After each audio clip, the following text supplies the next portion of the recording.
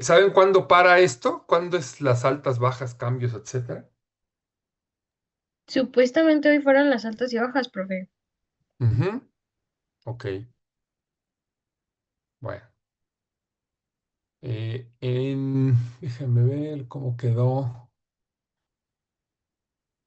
acá en el Classroom. Se habían inscrito como 40, si no me equivoco. La última vez, 47, creo. 48, ¿sale? Y ahorita estamos 33. Profe, ¿Mandé? ¿podría volver a compartir el Classroom? Es que yo acabo de entrar. Ah, ok. Por favor. Sí. Mm, copiar enlace de invitación.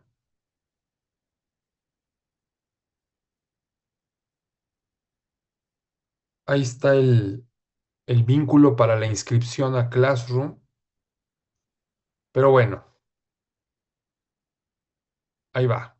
Faltan como 10 o 12 o 14, según los 48 inscritos, ¿no?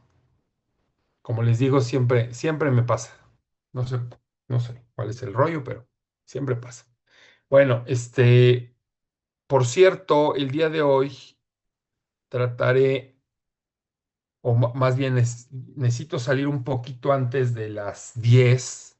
Yo creo que a lo mejor vamos a estar una hora aquí, una hora y cachito, una hora y media, para poderme desplazar y poderme vacunar, que espero que ustedes también hagan próximamente, por este tema de pues no le quieren llamar epidemia, pero es un brote epidémico, le llaman, eh, de todos, derivado, pues evidentemente de todas aquellas personas que ya hace algunos años decidieron no vacunarse contra el sarampión y otras enfermedades infectocontagiosas, ¿no? Este, y bueno, pues se está evidenciando pues esta situación. Entonces, es importante que se vacunen, sobre todo ustedes, ya uno, pues ya no tanto, pero los jóvenes como ustedes, y sobre todo si no saben si los vacunaron en su infancia o si les dio para que hubieran creado anticuerpos. Yo estoy seguro que a mí sí me vacunaron, según lo que me dicen mis antecesores hace muchos años que lo hicieron, pero pues ya se empiezan a desgastar, dicen por ahí. Entonces se requiere un refuerzo, en fin. Entonces por eso necesito salir un poco antes, para pronto.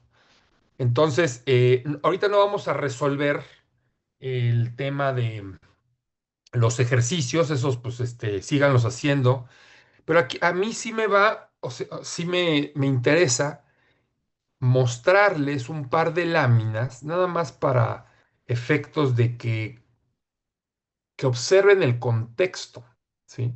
En el cual pues se desempeña se desenvuelve todo el tema de la teoría del riesgo y como el para qué al final, ¿no? No pude localizar ahorita, voy a ver si, este,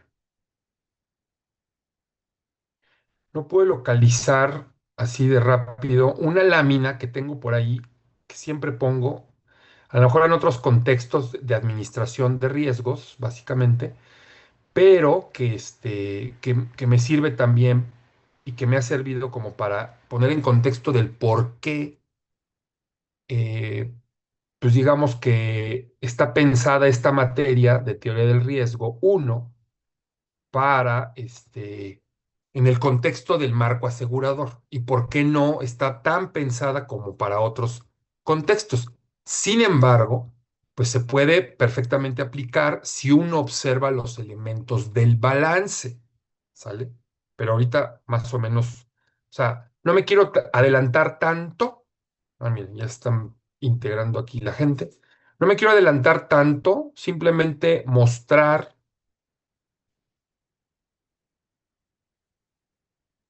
un par de láminas y además, ahí está, creo que con eso más o menos. Y además, mostrar de forma general, ¿no? Los elementos o de un pequeño, al inicio de un pequeño repaso que vamos a tener de prueba, ¿no? Que al final decidí, pues sí hacerlo. A ver, miren, ya creció, ya estamos en 41, 40 ustedes, yo uno. ¿Qué pasó, Hernández Campos? Profe, ya le entendí que en esta clase, por cuestiones del tiempo, no vamos a revisar los ejercicios que dejó, Así es, así pero es. sí los estaremos revisando más adelante, ¿verdad? Sí, sí, sí. Ah, ok, ok, va, nada más era esa mi duda. Muchas gracias. ¿Qué hay dificultad o qué? No, no, no, nada más para, ahora sí Ok. que para darle un repaso bien. Asegurarnos de que todo está en orden. Ok. Sí, profe, muchas gracias. Muy bien. A ver, sí. Fíjense. Y les voy a dejar también ahí unas lecturitas, no necesariamente de forma matemática, pero para que se vayan como que contextualizando. Esa es la palabra. Contexto. ¿Sí? Eh, Me dicen si ya están viendo una lámina que estoy mostrando.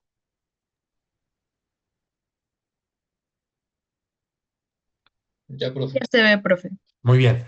Esta es una lámina de la unidad 2, pero por eso me estoy adelantando un poco. ¿Sí?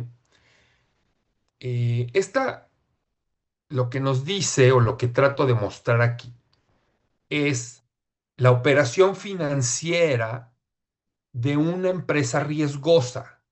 O sea, una empresa que se dedica a asumir riesgos. Eso significa, así se le llama una empresa que asume riesgos, se dice así una empresa riesgosa. Evidentemente, todas las eh, empresas son riesgosas, o sea, tienen un nivel de riesgo inminente, intrínseco, natural en la operación.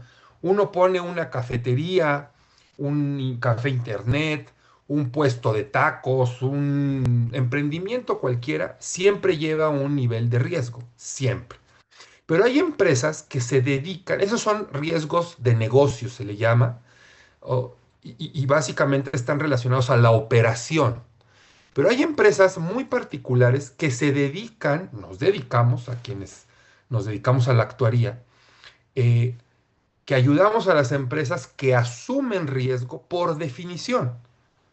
O sea, son aceptadores de riesgos financieras, bancos, casas de bolsa, o sea, asumen riesgos de alguien que no quiere tener riesgos y para eso se les cobra. ¿Sale? La aseguradora cobra. El banco, aunque no se vea, cobra por asumir riesgos. Por asumir el riesgo de prestar dinero que no es de la institución, sino es de alguien más. ¿Sale? Y para eso también tiene una compensación para los que le mandan los recursos, ¿no? Una tasa de interés que ganan las cuentas. Entonces, básicamente estamos hablando de aseguradoras, bancos, casas de bolsa, básicamente, ¿no? O fondos de inversión, casas de bolsa y fondos de pensiones. Cuatro. O sea, son las y bueno, y de ahí se desprenden a lo mejor bancos que no son bancos, sino son financieras, unas que usan tecnología, como o unos que prestan tarjetas de crédito, etcétera. Pero bueno, básicamente, y están pensados, insisto, no localicé la gráfica que a lo mejor la busco al rato que regrese y se las mando, pero la única diferencia es el tamaño de los pasivos y de los activos. Mientras en el caso de las aseguradoras tienen muchos pasivos y la parte activa, o sea, los activos están respaldando, muchísimo dinero está respaldando esas obligaciones, ¿sí? En el caso de los bancos, tienen un nivel de pasivo también y también tienen activos que están equiparados y que, digamos, los activos son préstamos que tienen hacia terceros y que deben de estar cuidando muy bien, e inversiones también, inmobiliarias y demás, pero con recursos que no son suyos, con recursos que vienen de los pasivos. o sea, que vienen de las cuentas y que son obligaciones hacia terceros. Es lo mismo. En el caso de las pólizas de seguro, las obligaciones son las reservas y las pólizas, y esas provocan primas, ingresos, y provocan inversiones y provocan compra de activos también. Entonces, si uno le gusta la conta, la incertidumbre y los negocios, para eso está actuaría, ¿no? Eso es lo que hacemos en actuaría, en el negocio en que estemos. Ya si a uno le gusta más los datos, la programación, bueno, pues es otra rama, pero ya eso no es actuaría. La actuaría son negocios, incertidumbre y finanzas, ¿no? Entonces, dicho esto, el modelo es más o menos igual, tanto en un banco como en una aseguradora. Sin embargo, como ya les he comentado, pues mi formación, ¿dónde está el señalador? Ay, ¿cómo le puedo hacer esto? ¿Cómo le hago? ¿Cómo le hago? ¿Cómo le hago? Aquí está. Este, mi formación, pues, es en el lado de los pasivos, ¿no? O sea, mucho del entendimiento de pasivos y luego de los activos, ¿no? En fin, fíjense, aquí tenemos cómo funciona el negocio del seguro, ¿sí? Tenemos ingresos que son primas, ¿sí? Eh, que entran, digamos, como a una especie de cubeta, ¿no? Como una especie de caja, ¿no? Eh, y entonces, esas primas, que son ingresos, entran a esa caja. Luego, de esa caja, pues ahí se acumula dinero, ¿no? Y se convierten en los activos, ¿sí? Esos activos se están reinvirtiendo de alguna forma, no lo vamos a ver ahorita, pero definitivamente, o sea, no nos vamos a meter en ese aspecto operativo y ya de la operación de una compañía. Eso típicamente lo vemos en la materia de administración actuarial, todo esto. Entonces, entra la lana, ahí se queda, se invierte y gana un producto financiero, un investment income, un producto financiero. Perfecto. Ahí va como la cuenta de abarrotero, ¿no? Como cualquier otra empresa. Pero salen, o sea, hay flujos hacia afuera, flujos de lana hacia afuera, que son, en el caso de las aseguradoras, siniestros, claims. Y esa es nuestra principal variable aleatoria que vamos a analizar en teoría del riesgo, los claims. Pero también tenemos gastos de los vendedores y pues de los que administran la compañía, directivos, empleados, servicios generales, etcétera. Entonces, hasta ahí estas cuatro cosas, déjenme ay, como que separarlo. Es como de cuenta de abarrotero, le llamo yo. O sea, es como el core de ingresos y egresos de cualquier negocio, ¿sale?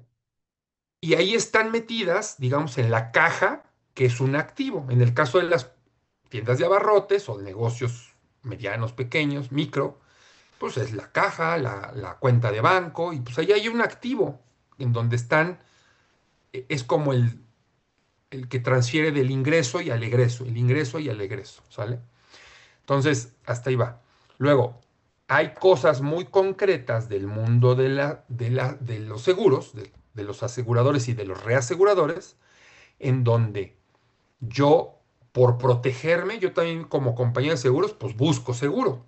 Y eso se llama reaseguro. Y eso tiene un costo.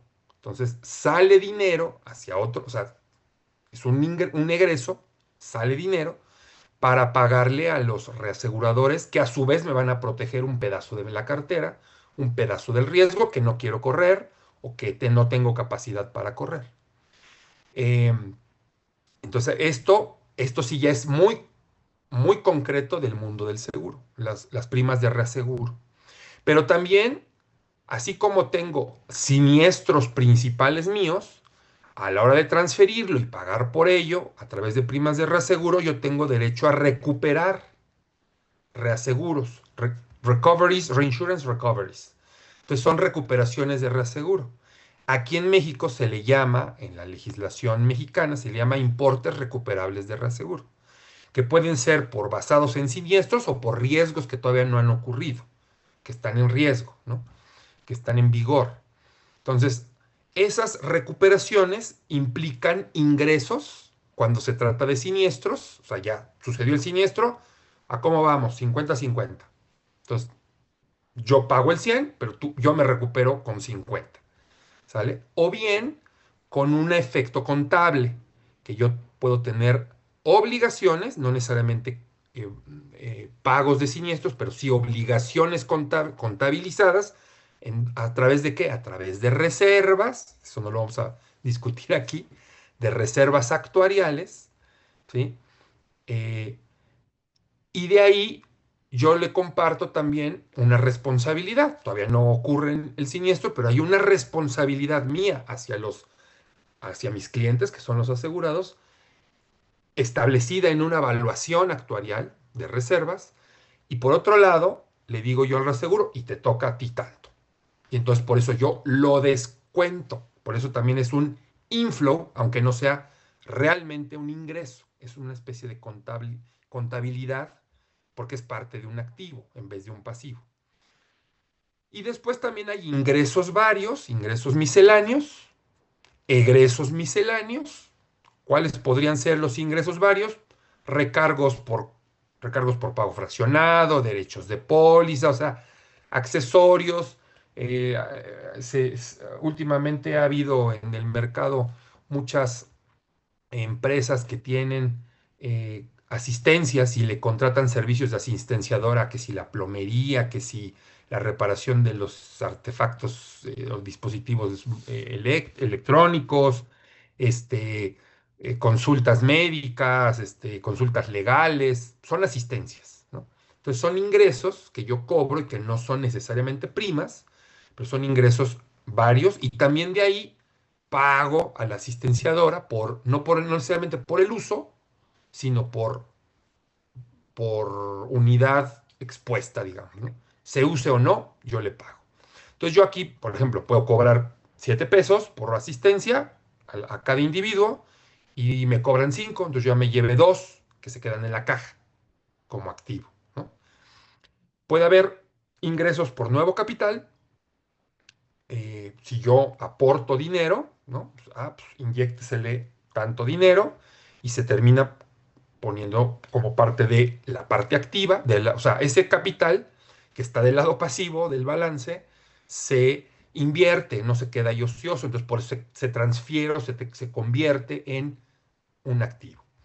Y también puede haber salidas a través de, pues no como capital, sino al revés, necesito dinero, soy parte de un grupo financiero o de una empresa más grande, o de plano, pues yo como accionista necesito capitalización también y para comprar un helicóptero, para comprar un coche nuevo, para comprar una casa, para comprar un nuevo desarrollo, para otra inversión diferente que yo la quiero sacar de la aseguradora a través de declarar dividendos hacia los accionistas, ¿sale? Entonces, si se dan cuenta, pues es como cualquier otro negocio, muy parecido. El único tema es de que aquí uno de los egresos que tiene es contingente y por eso es una empresa riesgosa, ¿sale? Por definición. Y bueno, pues aquí hay una ecuación por ahí de una de las libros de la bibliografía que se llama el Pentikenian, que ya les había dicho que son de la teoría del riesgo de la escuela escandinava. Bear Pentikenian Impesonen. Pues aquí está la prima, el ingreso de primas, el rendimiento de las inversiones, recuperaciones de reaseguro, nuevo capital, nueva deuda, pagos por siniestros, incluyendo este, mm, eh, ya netos del reaseguro, prima del reaseguro cedido, dividendos, comisiones, gastos. No vamos a entrar ahorita en detalle, simplemente para que se vayan contextualizando en la variable relevante que vamos a estudiar, que es esta, la de los claims. Eh, bueno, algunas notas ahí netas de reaseguro. Y bueno, aquí está más o menos así a grandes rasgos, ¿sí? está el modelo básico de un modelo de riesgo, ¿sí? El activo, es decir, la caja esta que está aquí. Y otra, fíjate, otro de los elementos importantes que también, a diferencia de cualquier otra compañía o empresa, es que el propio activo, el activo por sí mismo, puede cambiar de valor.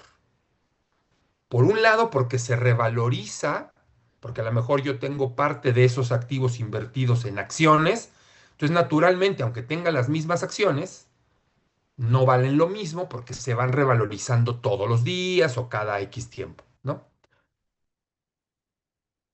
Este, caray, ahora ya estamos 55, güey. Se va revalorizando.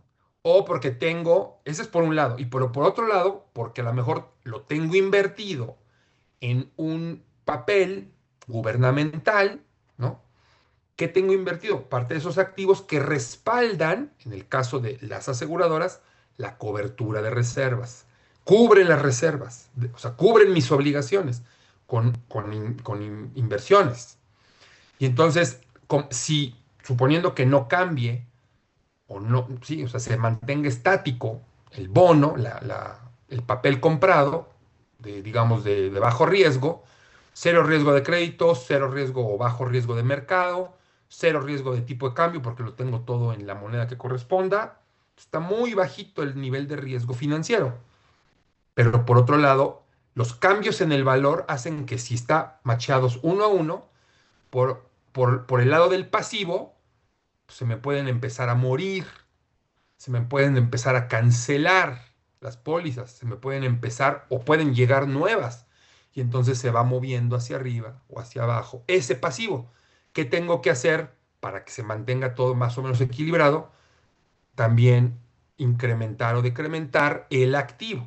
Por eso tiene el activo cambios de valor intrínsecamente, aunque no haya ingresos nuevos de prima o egresos nuevos de siniestros.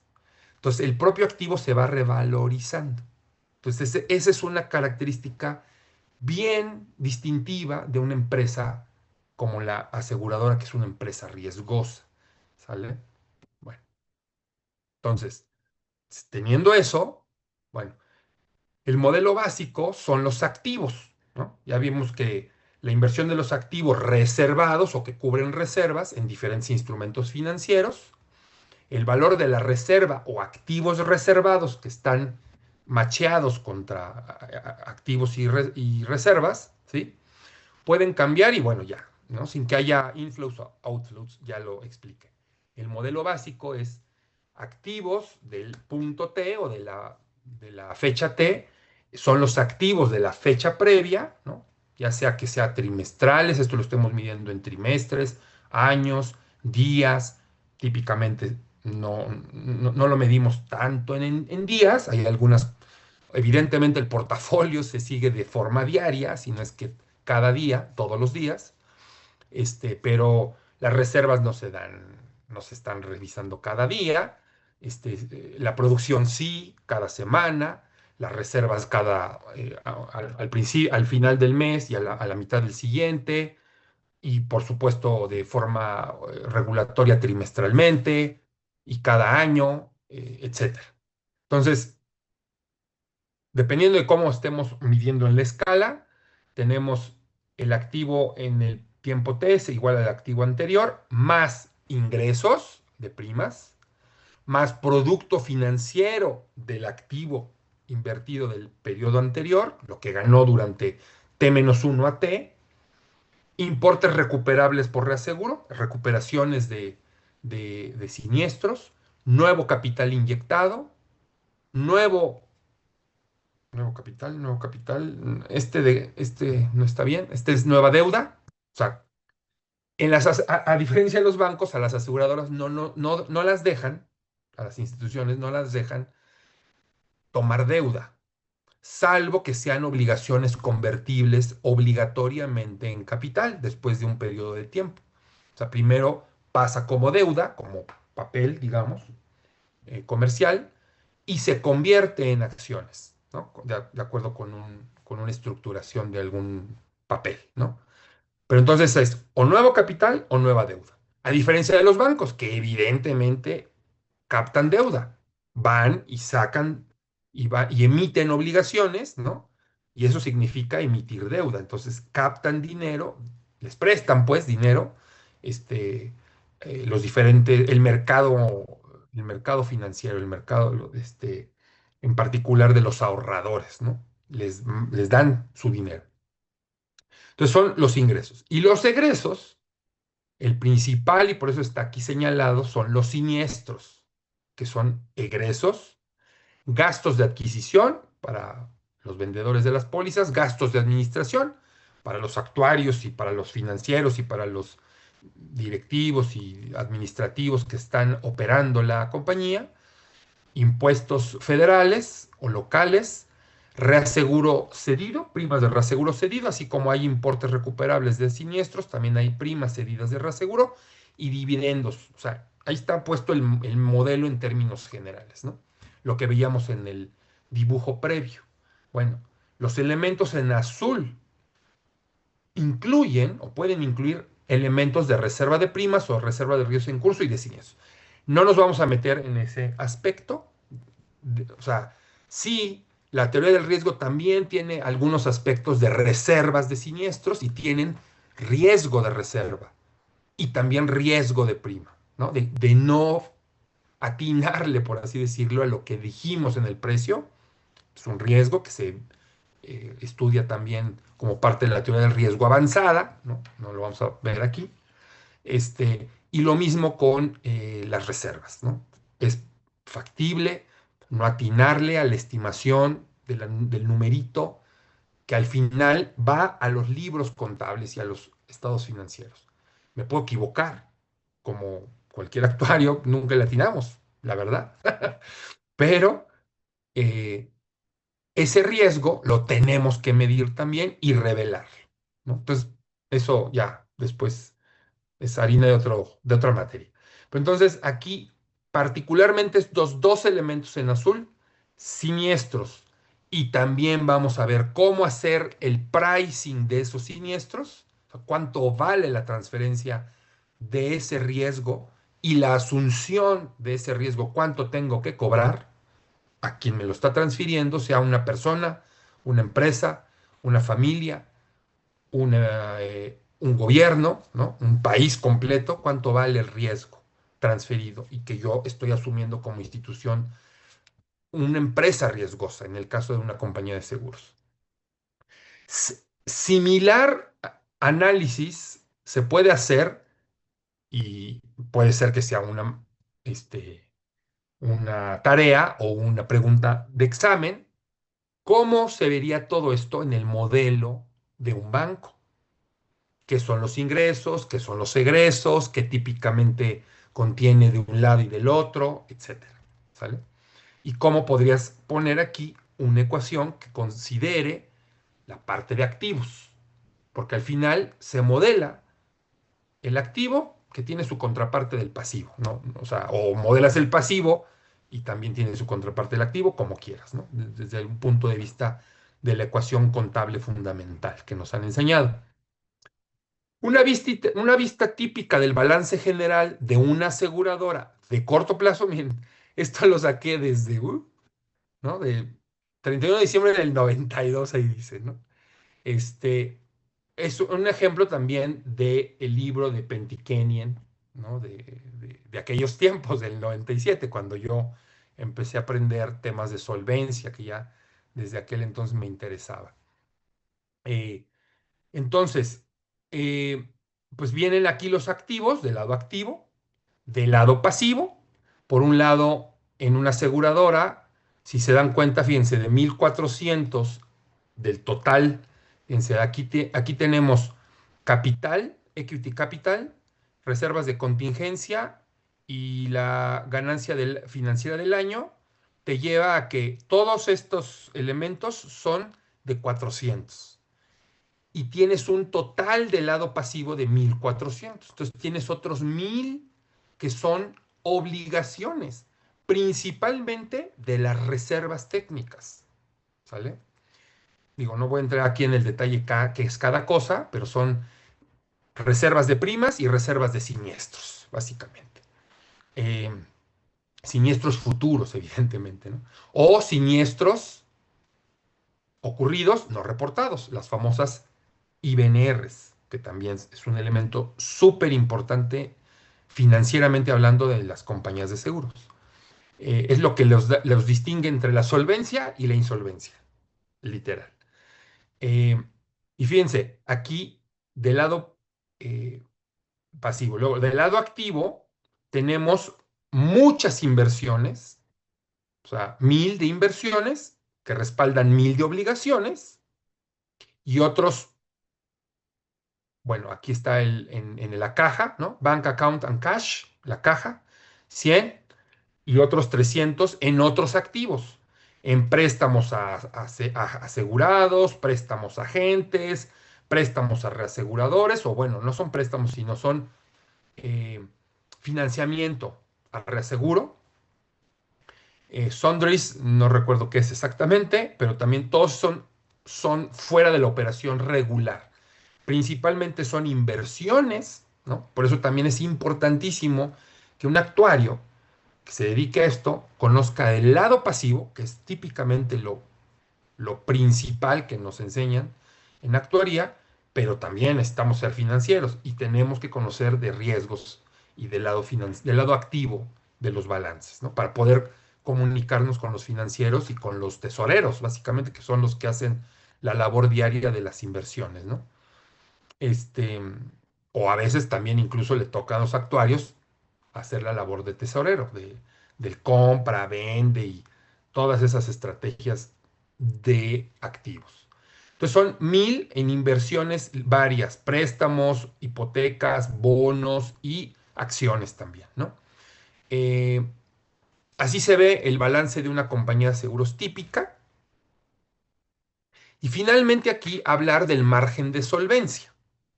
El margen de solvencia, que también es muy novedoso, o en los últimos 10 años hemos practicado este tema de la solvencia. Del 2016, que fue la última gran cambio regulatorio que tuvimos a nivel sectorial en México y que fue asumido por el esquema de Solvencia 2 de la Unión Europea, ¿no? Entonces, ¿qué significa solvencia? Bueno, pues se introducen las variables de liabilities, de todas las obligaciones, ¿sí? Que tiene la compañía en un determinado tiempo, eh, que incorpora reservas técnicas,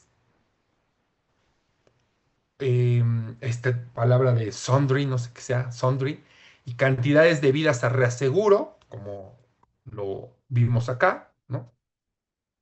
Eh, o sea, son otras obligaciones. Y por otro lado, los activos que ya habíamos platicado de ellos, ¿sí? Los activos, que todo, digamos, es la cuenta de abarrotero que se va moviendo por muchos aspectos, y la diferencia entre la variable de activos al tiempo t y la variable del pasivo total en ese mismo momento, se le llama, hay quienes le dicen capital, puede ser, pero se refiere a el margen de solvencia, que es el exceso de activos sobre obligaciones. Hay definiciones más finas y regulatorias, en nuestro caso también, en el México también hay una definición del margen de solvencia, que es los fondos propios admisibles por encima, que están por encima del requerimiento de capital de solvencia, que ese es otro juego, como si fuera la obligación total, el requerimiento de capital de solvencia, que es más allá de haber cubierto por activos los pasivos regulares. El requerimiento de capital de solvencia lo veremos posiblemente, o lo verán a lo mejor en otra materia, este, eso lo vemos en la administración actuarial, por ejemplo, que ese requerimiento de capital es igual al 99.5 percentil de la distribución del cambio de capital, del capital de 10.000 escenarios que se corren en un modelo en donde interactúan todos los riesgos que están expuestas la compañía de seguros. Riesgos técnicos, riesgos operativos, riesgos financieros y cómo conviven todos ellos a través de cópulas. Es un modelo muy complicado, mucha gente no lo entendemos, pero lo utilizamos, ¿no? O sea, bueno, conceptualmente lo entendemos, pero ya el numerito, bueno, ya se encarga la compañía, digo, la comisión se encargó en algún momento de ponerlo y bueno, ha sido funcional en los últimos 10 años.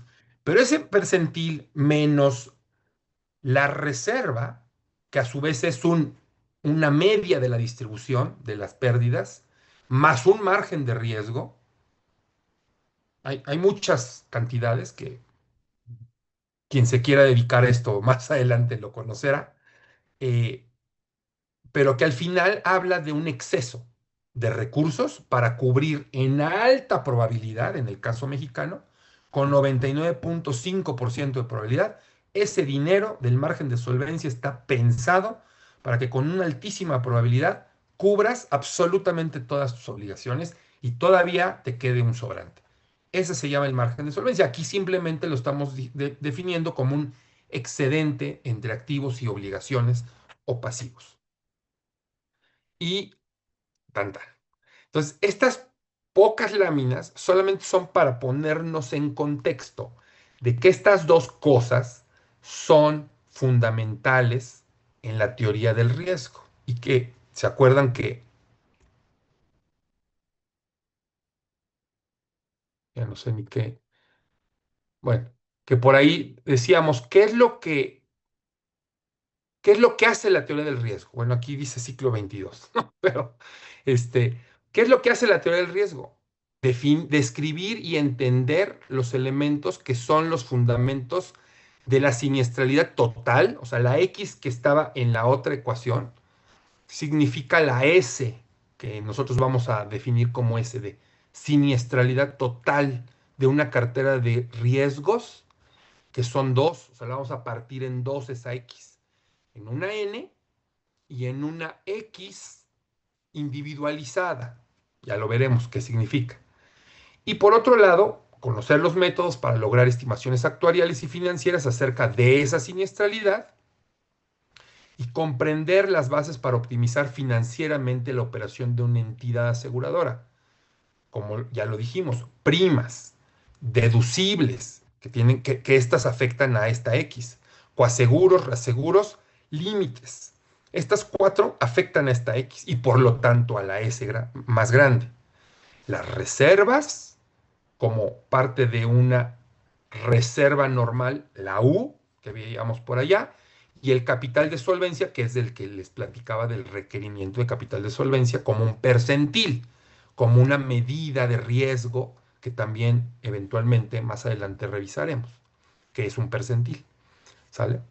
Hasta aquí, ¿dudas? No, profe, todo bien. Todo claro, profe. Muy bien. Bueno, entonces ahora déjenme conectar de este otro lado.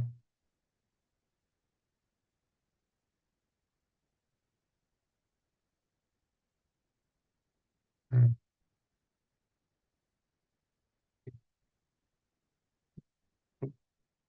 Profe, hey. yo sí tenía una duda. ¿Lo del margen de solvencia se refiere a lo del valor en riesgo menos el BEL o me estoy confundiendo? Así es. Ok. No, no es así. No, no, no. A ver, no, otra vez. El, ¿Otra vez? A ver, otra vez, porque a lo mejor te respondí rápido. Es que mi pregunta es si lo del margen de solvencia era lo del valor en riesgo, que era el Mm, lo del 95 del ok. percentil, no sé, el BEL, que es el mejor estimador. Ok. No. Eso que estás diciendo es el requerimiento de capital, de solvencia. Ah, ok. Y el margen de solvencia se define como los fondos propios de la institución que sean admisibles, no todo es admisible, los fondos propios menos el requerimiento. Lo veremos más, o sea, con un poquito más de detalle, pues. Ok, No se gracias, preocupe. profe. Pero sí es más, o sea, no es tan tal cual así como lo describiste, pero sí es similar. Esperen, ¿eh? Aquí está. Y de reunión. Aquí está. 867, 53, 61, 82, 45.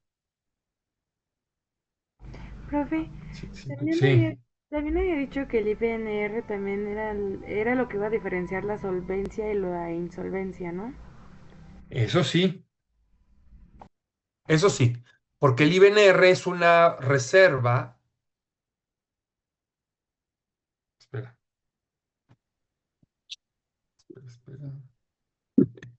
Ya me contó ya. Ay, caray, ahí está. Sí, las reservas de siniestros como la IBNR o de siniestros ocurridos no reportados eh, se calculan por las instituciones y son un elemento bien importante y que si hay quien dice, pues no ha habido siniestros a todo dar, ya me lo paso a utilidad y pues ya hasta lo pago como con dividendos al patrón. Y luego empiezan a caer siniestros para los cuales ya no tienes dinero.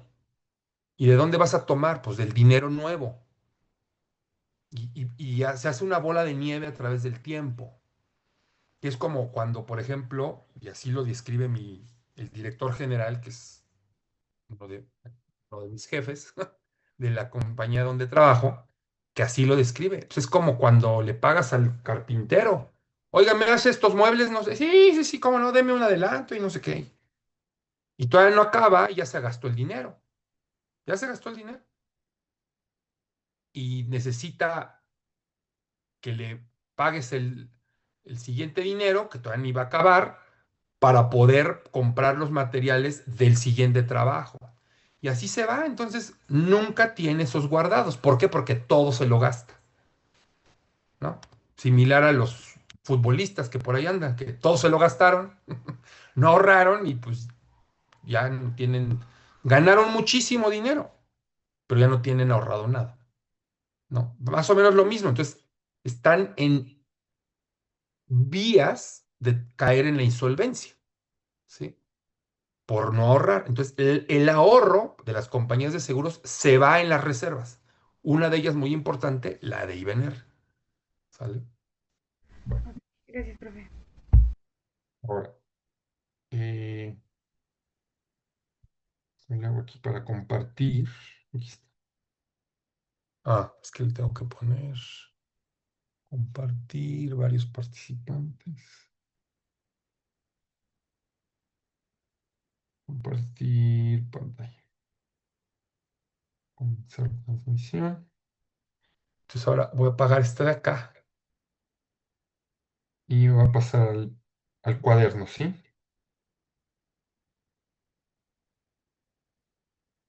Entonces aquí un pequeño repaso de probabilidad. Ujú. Eh, que iba a ver con ustedes. Aquí mismo, de hecho, tenía pues, algunos conceptos, ¿no? Que típicamente, bueno, dos tipos de variables aleatorias, ¿no?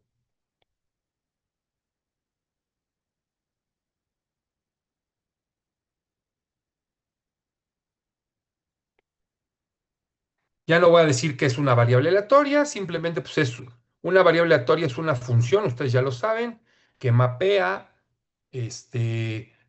o que describe un fenómeno y que mapea un espacio de probabilidad en la línea real. O sea, es una función de conjunto, se le llama, ¿no? Ahora, de ahí tenemos dos tipos de variables aleatorias. Las, las discretas,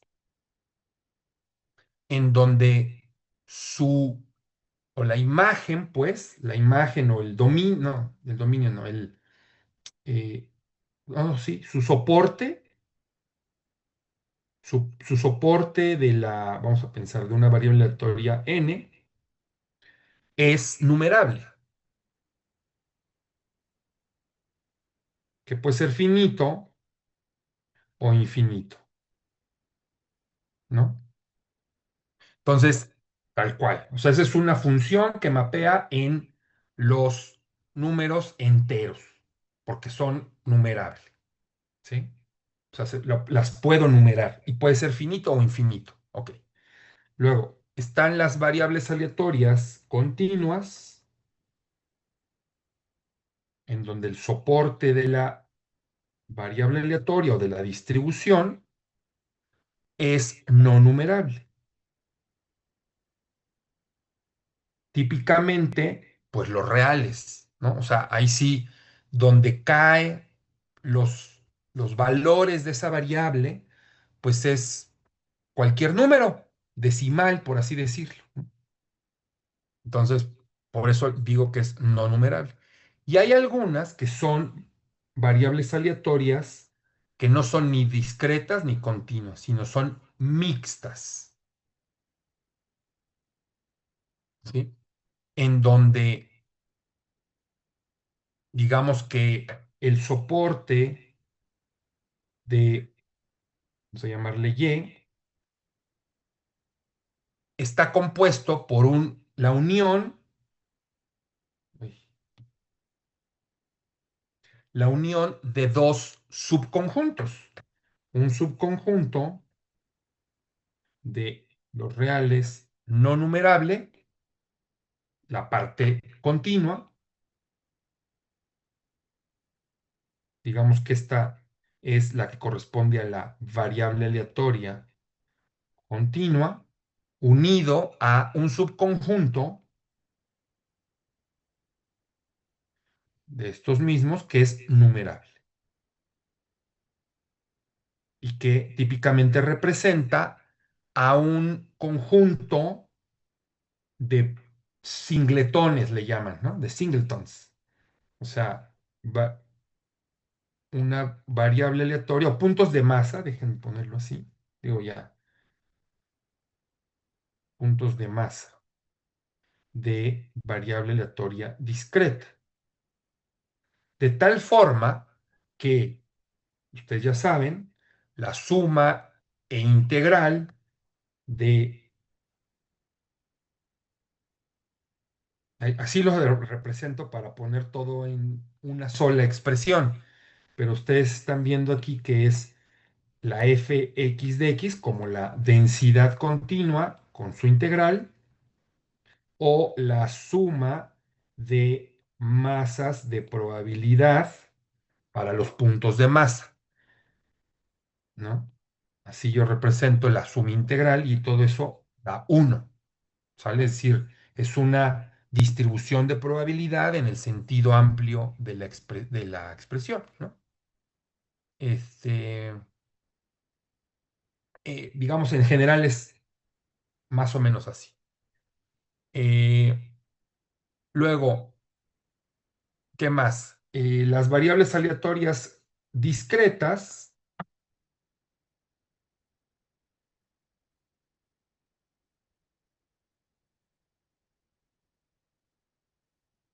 por ejemplo, n, pues describen conteo, ¿no? Cuentan eventos, básicamente. Por ejemplo, el número de siniestros en una cartera de riesgos para un periodo de un determinado, ¿no? De un mes, de un trimestre, de un año, etcétera. Entonces, esa nos viene bien utilizarla como una herramienta de modelación o descripción de un fenómeno de nuestra industria que queremos modelar. Las características que son de interés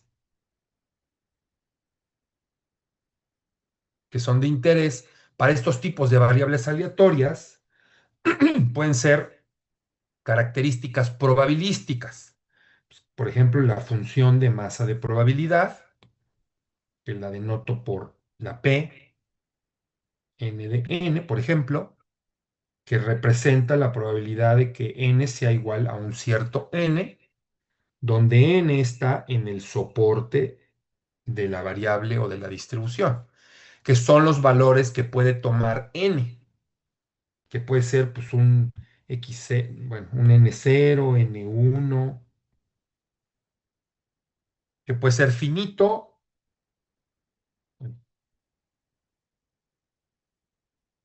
n, ¿cómo le ponemos? nn, nm o infinito, ¿no? Por ejemplo, la función de masa, la función de distribución,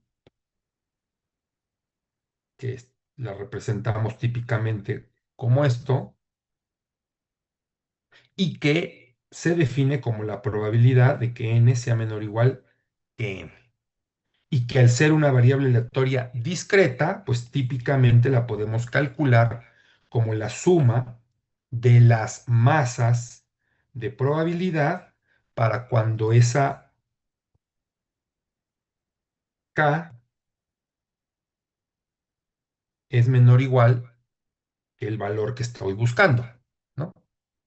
Es decir, es la cola izquierda de la distribución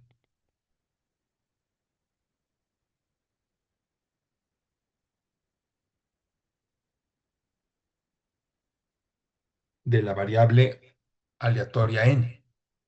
Y de tal forma que ya sabemos que la suma de las masas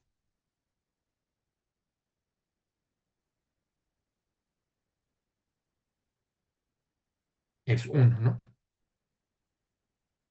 Y como complemento, pues la función de supervivencia, que la denoto también como una S cursiva, Sn de n, que es la cola derecha de la distribución, ¿sí? La función de supervivencia. Esas son en general las características probabilísticas que me van a interesar de una distribución discreta en este caso.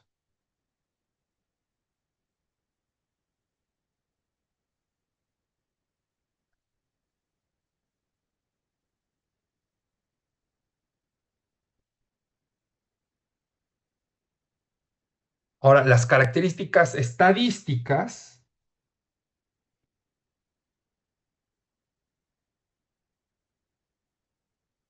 de una variable aleatoria discreta, ¿qué me va, eh, qué es lo que me va a interesar? Bueno, pues puede ser el késimo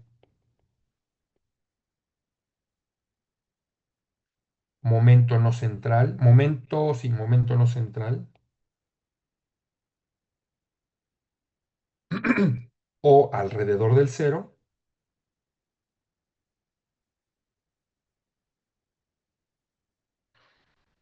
que se define como la esperanza de, ay, bueno, de n, en este caso, que lo estoy denotando como una variable aleatoria discreta n, la esperanza de n a la k,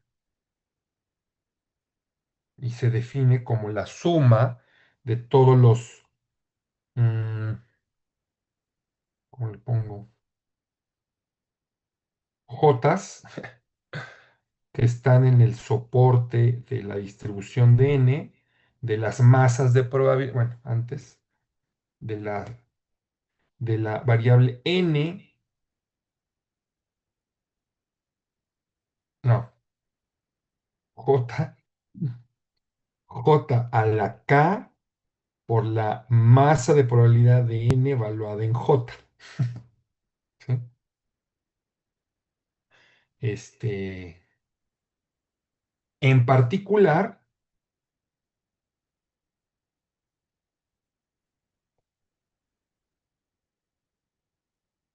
con la k igual a 1, pues obtenemos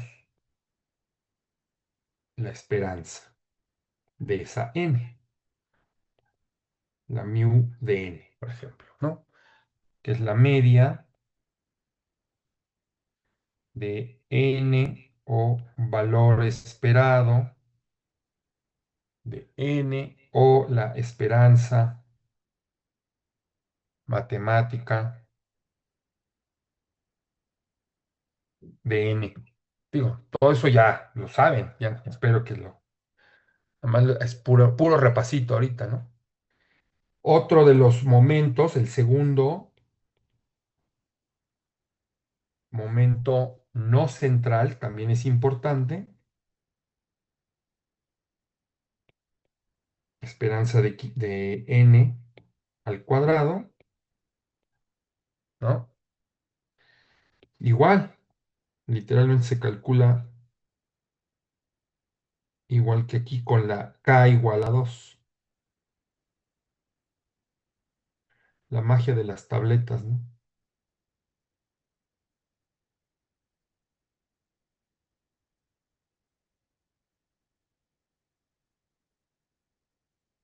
Al cuadrado por la masa de probabilidad. Em, y eso nos ayuda muchas veces, no es por definición, que muchas veces, es por definición, la varianza es tal y tal. No, nos ayuda si tenemos el segundo momento no central, podemos calcular el segundo momento central. ¿Sí?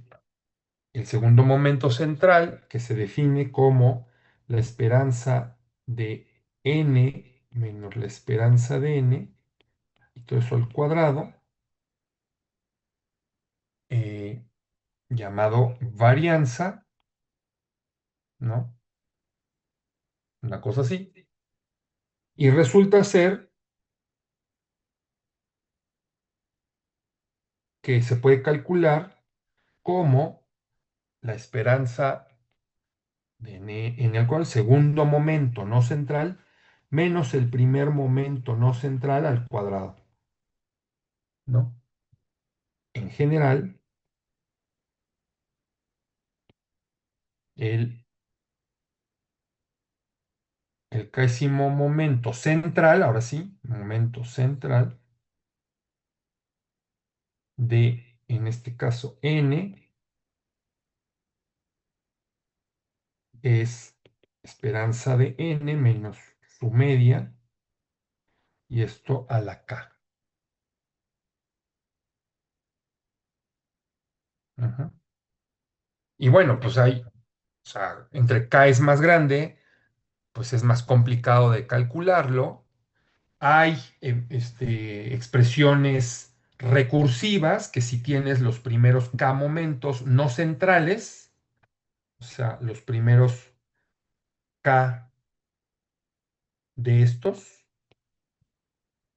o sea, el 1, 2, 3, 4 y así hasta el k, puedo calcular de una forma recursiva, poco a poco, a través del teorema binomial, el teorema del binomio, puedo calcular el késimo momento no central.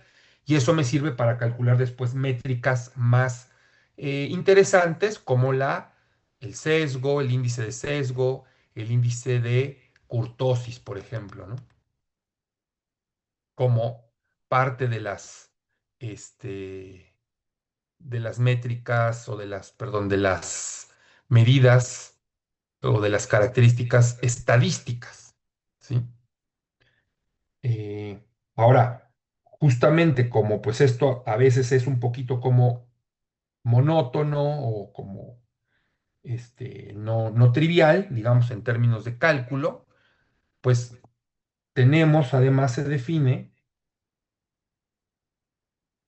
la función generadora de momentos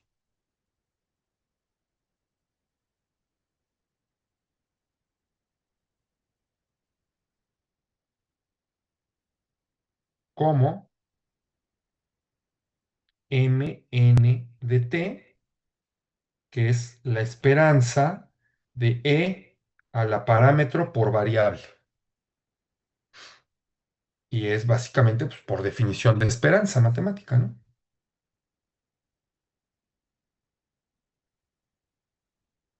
aquí ya no es J a la K, ya es esperanza, perdón, la suma de la exponencial por T, J en este caso, ¿no?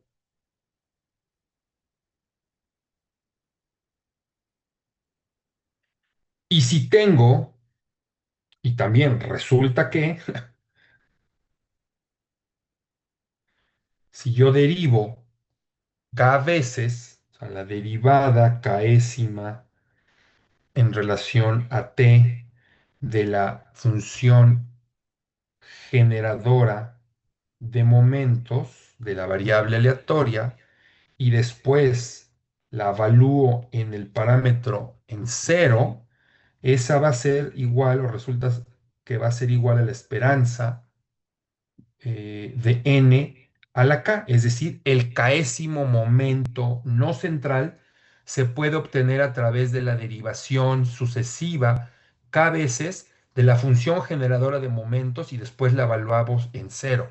Entonces, por eso es tan conveniente hacerse de una expresión, primeramente, que podamos calcular la función generadora de momentos. Y por eso se llama así, porque de ahí se generan los momentos. El uno, el 2, el 3, el késimo, el que quiera. Evidentemente, pues no es una tarea, o sea, no es una tarea tan fácil calcular esta cosa, salvo para algunas distribuciones de probabilidad que, eh, déjenme ponerlo aquí, déjenme poner acá, salvo para algunas distribuciones discretas, por ejemplo, en este caso, algunos ejemplos, algunos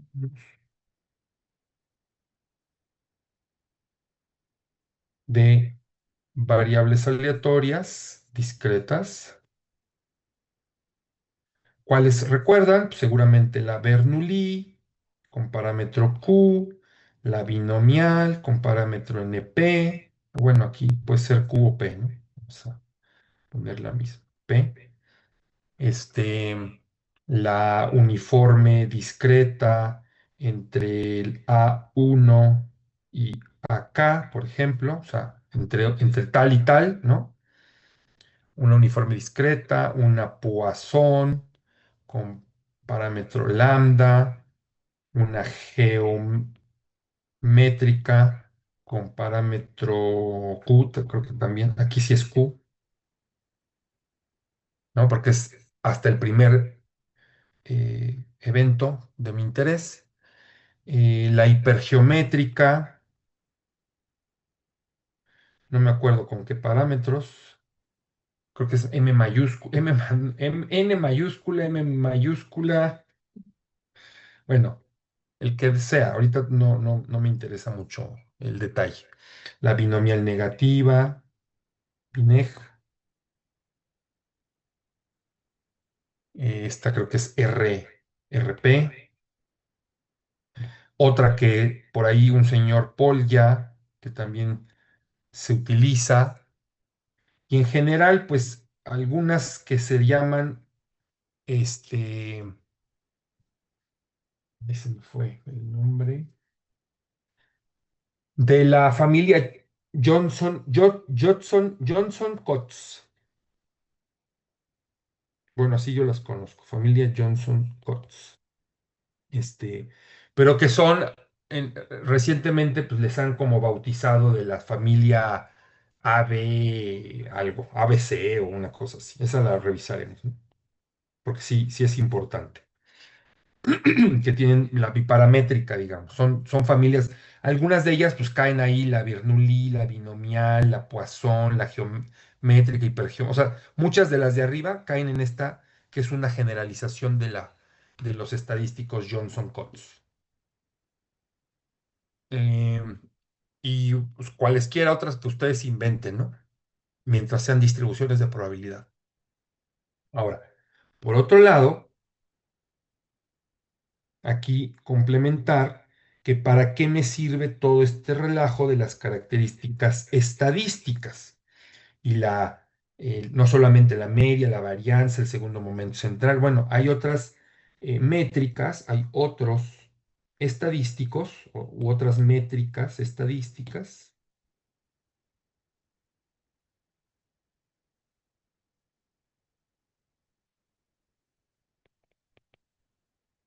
que te pueden ayudar a decir, pues, cómo está distribuida una variable aleatoria, ¿no? El índice de sesgo,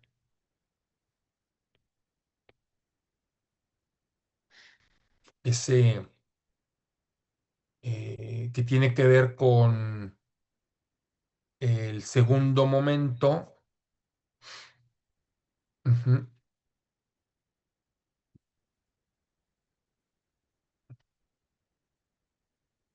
Índice de sesgo, creo que se le llama, este, cómo se llama? ¿Cómo se llama este? El gamma, no me acuerdo si es gamma, ay, gamma 2, ¿no?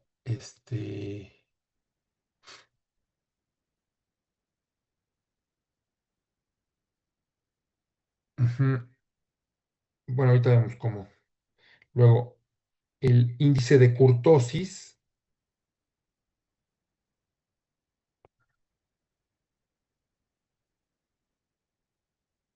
antes de el cómo calcularlo y demás, pues lo que nos dice, ¿no? Eh, es cómo, em, cómo está una distribución de probabilidad, ¿no? O sea, digo, en el caso de las variables aleatorias discretas, no necesariamente voy a mostrarlo porque me va a tardar un poco más, pero podría ser algo así. O bueno, sí, podría ser, a ver. Contra la media, pues a lo mejor está cargada más a la derecha, ¿no? O más a la izquierda, por ejemplo. O sea, ninguna de estas es simétrica, pues. O sea, una distribución simétrica, pues está entre la izquierda o sea, a la izquierda de la media y a la derecha de la media, de tal forma que el sesgo es nulo, pues, o sea, está simétrica. Sin embargo, eh, pues aquí vemos que hay un sesgo positivo, se le llama, o un sesgo negativo, ¿no? Ya dependiendo de cómo esté. Entonces, la medida esta del índice de sesgo o de simetría, creo que le llaman, ¿no? Creo que sí le llaman simetría, este, estadística, pues también tiene que ver con eh, un segundo momento, el segundo momento central, ¿no? O sea, tiene que ver con la varianza. Eh, pero insisto, me parece que se le denota como gamma 2.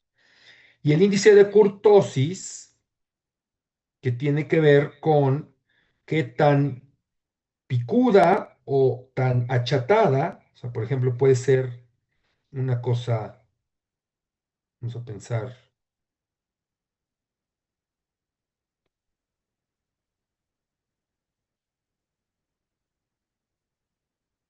una cosa así, muy planita o bueno, muy picuda.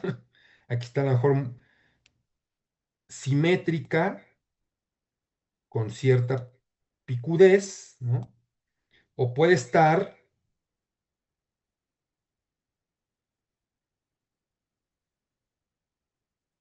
simétrica, pero totalmente plana, por así decirlo. ¿Sale?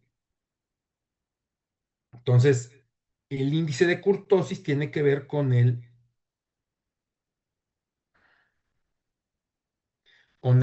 la varianza también, pero con el tercer momento no central. No, central, perdón, el tercer momento central. O sea, este de aquí, cuando le ponen K igual a 3. Ahorita no me sé de memoria las expresiones, pero son funciones de ahí, son funciones de eso. Tanto el coeficiente de asimetría o de vamos a llamarle, porque luego esto se confunde con el, el cálculo del sesgo, de si es un estimador es sesgado o insesgado. No. Este es índice de, vamos a llamarle mejor, de asimetría o de simetría. Gamma 2 y kurtosis gamma 3. Entonces, te dice entre la media, la varianza, la kurtosis y el sesgo, la simetría, pues te dan más o menos cómo es cómo es, o sea, aunque no tengas números, pero te da más o menos una idea de cómo está la distribución, cómo están repartidos los valores. Y eventualmente, ¿no? Ya en temas más avanzados, como, bueno, no ni tan avanzados, porque eso es de estadística, ¿no? Cómo hacer una bondad de ajuste, es decir, cómo ajustar un modelo empírico a un teórico, utilizando un teórico con determinadas pruebas, ahí sí, de bondad de ajuste, ¿no? Tanto paramétricas como no paramétricas.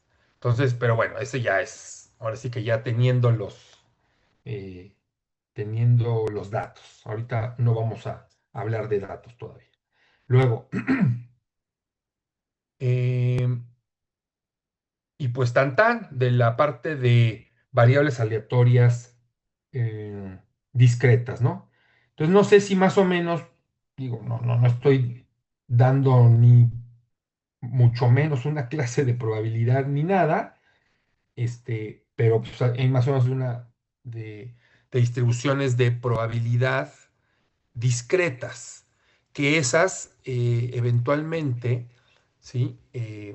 Pues sí, las vamos a utilizar, o sea, las vamos a utilizar, sobre todo les puedo decir que la binomial, la Poisson, la uniforme, la binomial negativa son las principales que vamos a echar mano para poder, pues, hacer estimaciones de frecuencia, ya sea con datos empíricos para poder hacer ajuste y ver a qué distribución mejor se ajustan mis datos empíricos, o bien suponiendo una distribución paramétrica teórica, como cualquiera de estas que acabo de decir.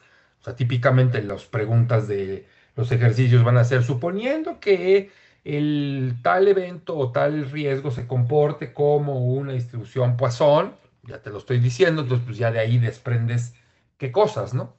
Lo más interesante ya en la práctica, pero no es el caso, no es el caso meternos ahorita aquí en esta materia, es la estimación de parámetros con datos reales. Eso ya, pues, ya es parte de la práctica actuarial que los practicantes de la actuaría, pues, hacemos para poder seleccionar un modelo y después poderlo, correr y hacer sensibilidades y una serie de cosas para después hacer recomendaciones o tomar decisiones. Entonces, hasta aquí le voy a dejar. Lo que sigue el miércoles, pues pasamos a lo mismo o muy parecido a las variables aleatorias continuas, y luego a las variables aleatorias mixtas, que no son ni tan continuas ni discretas. Este, ya, miren, ya aquí, ya vi una de mis tarjetitas, aquí encontré. El de asimetría es el 3, no es el 2. Y se define como el tercer momento, en este caso n menos la media de n, al cubo, dividido entre la varianza, no, la desviación estándar de n al cubo. Entonces es un índice adimensional, porque es cubo entre cubo. Entonces no tiene unidades. Y la kurtosis, ahí sí es la cuarta, y se define muy parecido. la, el cuarto momento central entre la varianza al cuadrado,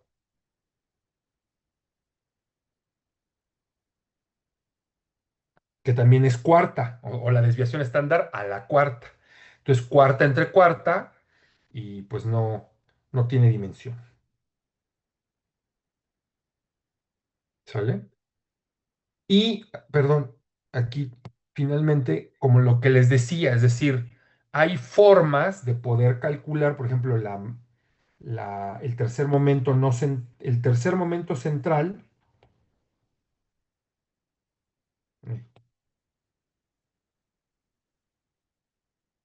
eh, que necesito para la asimetría, por ejemplo, lo puedo calcular como la esperanza de n al cubo, o sea, el tercer momento no central, menos 3 veces el segundo momento central por el primer momento no central y el no central, o sea, la esperanza de n, ¿sí?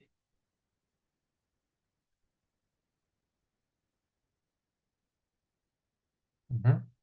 Más 2, o sea, es desarrollando la expresión esta del binomio, ¿no? 2 veces la esperanza de n al cubo, por ejemplo. Y similarmente, podemos llegar a una expresión de ese tipo para la del cuarto. Una función que va o que es función de la esperanza de n a la cuarta, etcétera, hasta la esperanza de n. O sea, como les decía, teniendo los primeros 4 momentos no centrales, obtengo el cuarto momento no central.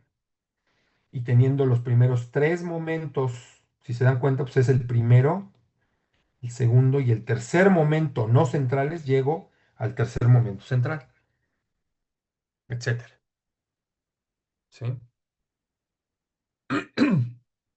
Y pues ya, como les digo, pues después ya de revisar así más o menos en términos generales de adaptarnos al lenguaje de la prueba y de estadística, de discretas, los ejemplos, este, lo mismo para las continuas, luego vendrán algunos ejemplos de las multivariadas, tanto discretas como continuas, y de ahí las condicionales, marginales, momentos,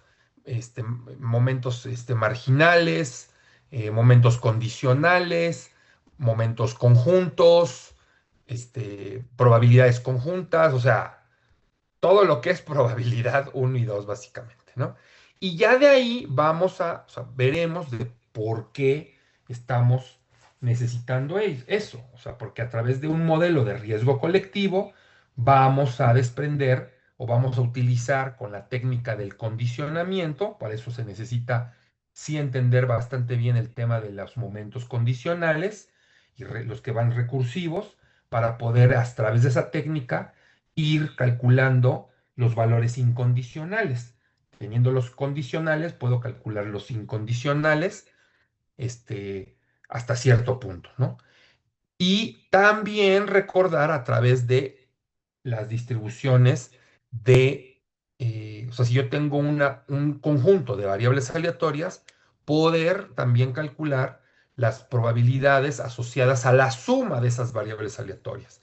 Y qué condiciones deben de cumplir esas variables aleatorias para simplificar, si bien es un modelo simplificado, pero para poder tener aproximaciones, porque si no, hay veces que yo estoy de acuerdo, que mi jefe dice también, ¿de qué te sirve tener una cosa padrísima, teórica, super guau, si no puedes hacer absolutamente ninguna recomendación?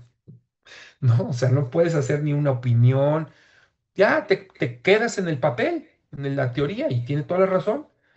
Preferimos hacer supuestos que a lo mejor van muchas veces en contra, no de la intuición, pero sí de lo que los teóricos, los profesores más teóricos, no, ¿cómo supones normalidad?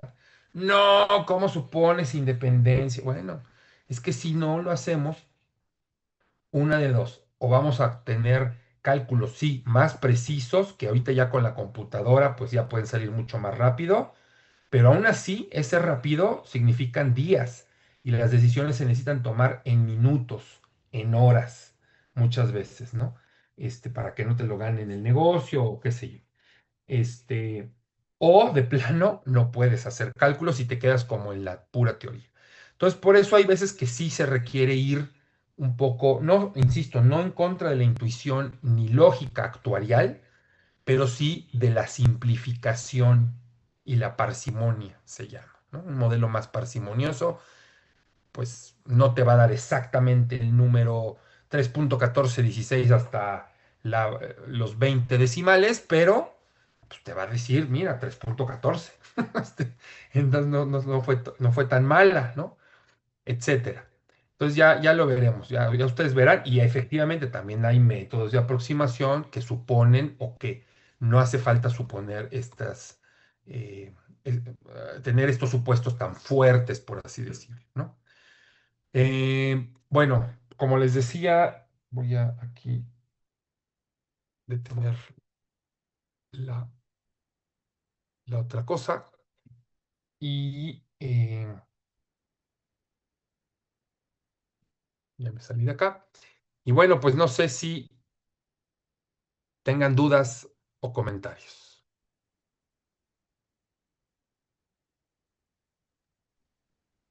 De mi No, no, parte no, no, profe, no profe. tengo dudas. Y si no, pues hasta aquí lo dejamos y nos vemos el miércoles. Navarrete, ¿qué pasó? Hola, profe, buenas noches. Disculpe, yo tengo una pregunta extra a lo que nos comentaba anteriormente. Ujú. Es más que nada sobre los oyentes, sobre si acepto oyentes y o guarda calificación. Uy, Usted. pues no, ya les comenté eso, que no. O sea, la única forma es que, o sea, yo no tengo tema de, pues que entren y que estén ahora sí que escuchando, desarrollando, apuntando la clase, etcétera. O sea, yo no tengo ningún tema. O sea, es abierta, la universidad es pública y es abierta para todos. Eh, lo que sí es que si no están inscritos, pues no puedo asentar una calificación, por más que sea probatoria. Y la única forma es de que yo me, me puedan, o sea, que a mí me den la siguiente vez, que puede ser en un año, puede ser en dos, me den nuevamente el grupo de teoría del riesgo como profesor de la asignatura y yo poder ahí sí guardar y entonces pues ya, así yo lo he hecho en varias ocasiones de las personas que han querido que esperarse, pero definitivamente que a mí no me van a asignar, te lo garantizo, el extraordinario. Y yo no voy a hablar con ningún profesor, eso sí, no, o sea, ya no lo vuelvo a hacer, ya lo hice y a volar y yo no tengo necesidad de que me manden a volar. Este, y pues ya sabemos que los profesores que hacen el extraordinario, pues quiénes son y que tienen esa práctica de, pues de no hacer el guardado, por así decirlo, ¿no? O el asentado. Entonces, pues no, la verdad es que no, Fernando, la única posibilidad es la que te comento. Si te quieres Vale, esperar hasta el siguiente oportunidad que me den a mí y que tú puedas inscribir la materia, porque entiendo que pues, uno a veces no le inscribe por X o Y circunstancia y ya después se le libera o la seriación o la capacidad de poder inscribir más materias o la razón que sea. Es la siguiente vez. Entonces, es la única forma, como les decía vale. desde la sesión uno. Súper. Gracias, profe. Ujú. Juan Vilches, ¿qué pasó? Hola, profesor, mucho gusto. ¿Me escucha? Ajá. Ah, ok, buenas noches. Era la misma duda exactamente, profesor, pero está bien, yo, Ok. yo entro nada más. Es para poderme orientar y hacer un estudio para el extraordinario, pero Ok. no hay problema que entre a la sesión, nada más. No, ninguno. Ok, nada más es para eso, profesor. Muchas gracias. Ujú, ¿de qué? Bueno, pues nuevamente buenas noches y nos vemos el miércoles. Buenas Gracias, noches. profe. Vos, profesor, muchas Buenas gracias. noches, hasta luego, profesor. Bye bye. Hasta luego, profesor. Buenas noches.